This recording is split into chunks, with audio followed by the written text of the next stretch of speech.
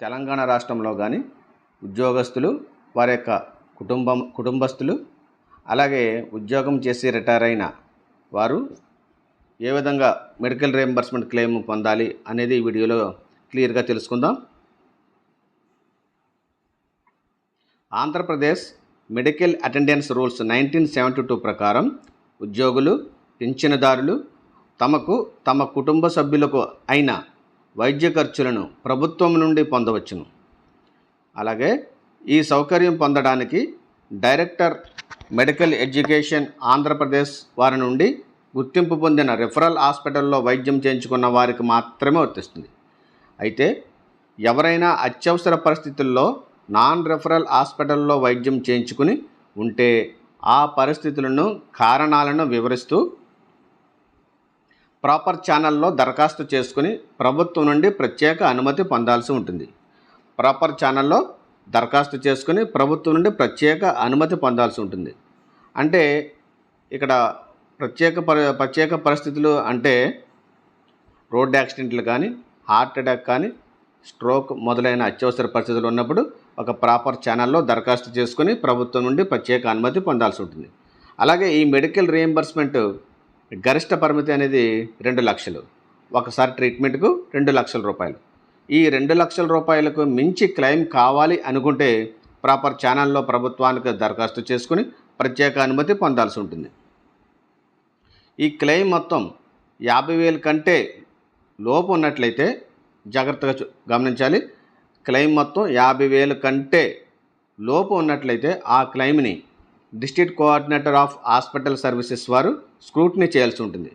Scrutiny అయిన తర్వాత మంజూరు చేస్తూ ప్రొసీడింగ్స్ ఇచ్చే అధికారం సంబంధిత శాఖకు చెందిన జిల్లా అధికారి వారికి ఉంటుంది. క్లెయిమ్ మొత్తం 50,000 కంటే ఎక్కువ ఉన్నట్లయితే స్క్రూటినీ కొరకు ఈహెచ్ఎస్ ట్రస్ట్ వారికి పంపవలసి ఉంటుంది. 50,000 కంటే లోపు ఉంటే జిల్లా డిస్ట్రిక్ట్ కోఆర్డినేటర్ ఆఫ్ హాస్పిటల్స్ వారు స్క్రూటినీ చేయాల్సి ఉంటుంది. అలాగే 50,000 కంటే ఎక్కువ ఉన్నట్లయితే స్క్రూటినీ కొరకు ఈహెచ్ఎస్ ట్రస్ట్ వారికి పంపవలసి ఉంటుంది. స్క్రూటినీ అయిన తదుపరి మంజూరు చేస్తూ ప్రొసీడింగ్స్ ఇచ్చే అధికారం సంబంధిత శాఖాధిపతికి ఉంటుంది. అలాగే 50,000 లోపు మెడికల్ రీయింబర్స్మెంట్ క్లెయిమ్ చేసుకునే విధానం చూద్దాం. ఇవి ఓన్లీ ఆఫ్లైన్ మోడ్లో చేయాల్సి ఉంటుంది. నిర్దేశిత ఒరిజినల్ డాక్యుమెంట్స్ని ఉద్యోగి పనిచేసే కార్యాలయం ద్వారా సంబంధిత జిల్లాధికారికి సమర్పించాల్సి ఉంటుంది. సంబంధిత జిల్లాధికారి నుండి స్క్రూటినీ కొరకు డిస్ట్రిక్ట్ కోఆర్డినేటర్ ఆఫ్ హాస్పిటల్ సర్వీసెస్కు పంపాలి.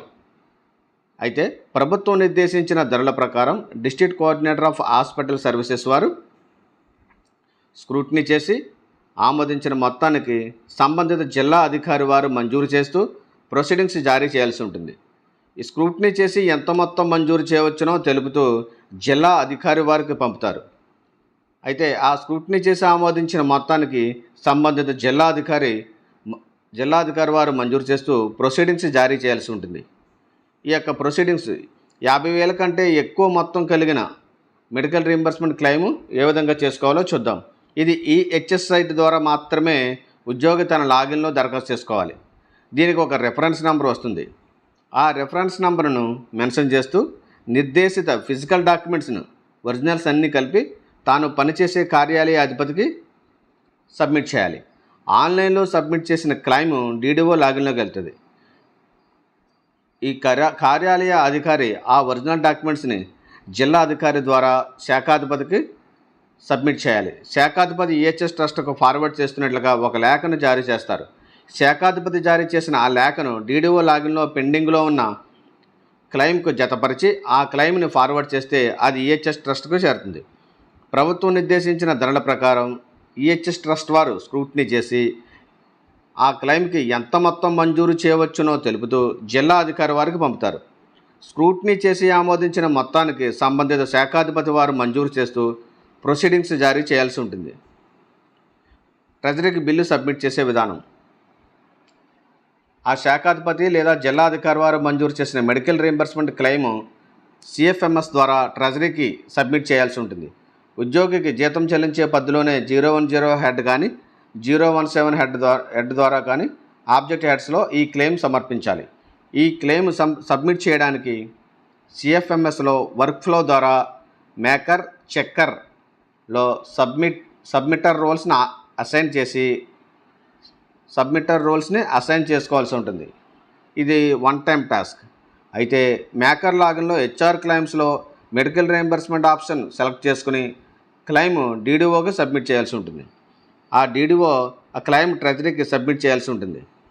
ట్రెజరీలో ఆమోదం పొందిన తదుపరి ఆర్థిక శాఖ వారు ఈ కుబేర్ ద్వారా ఉద్యోగి ఖాతాకు ఆ మొత్తం జమ చేస్తారు. అయితే ఈ మెడికల్ రియంబర్స్మెంట్ క్లైమ్కు కావలసిన పత్రాలు ఏమిటంటే, 1 దరఖాస్తు ఉండాలి, 2 సర్టిఫికేట్ ఏ అనే ఫారం ఉండాలి, 3 చెక్ లిస్ట్ ఉండాలి, 4 డిపెండెంట్ సర్టిఫికేట్ అంటే కుటుంబ సభ్యుల వైద్య నిమిత్తం ఉద్యోగి సెల్ఫ్ డిక్లరేషన్ ఇవ్వాలి, 5 ఎమర్జెన్సీ సర్టిఫికేట్ ఉండాలి. ఈ ఎమర్జెన్సీ సర్టిఫికేట్ అనేది హాస్పిటల్ నుండి పొందాలి. నెక్స్ట్ 6 ఎసెన్షియాలిటీ సర్టిఫికేట్ ఉండాలి. ఈ ఎసెన్షియాలిటీ సర్టిఫికేట్ హాస్పిటల్ నుండి పొందాలి. 7 డిశ్చార్జ్ సమ్మరీ, ఈ సర్టిఫికేట్ హాస్పిటల్ నుండి పొందాలి. ఒరిజినల్ బిల్లు, ఇది కూడా హాస్పిటల్ నుండే పొందాలి. క్లెయిమ్ మొత్తానికి సరిపోవాలి.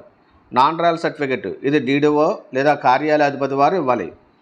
10 డైరెక్టర్ ఆఫ్ మెడికల్ ఎడ్యుకేషన్ వారు రెఫరల్ హాస్పిటల్గా గుర్తిస్తూ ఇచ్చిన లేఖ కూడా ఉండాలి.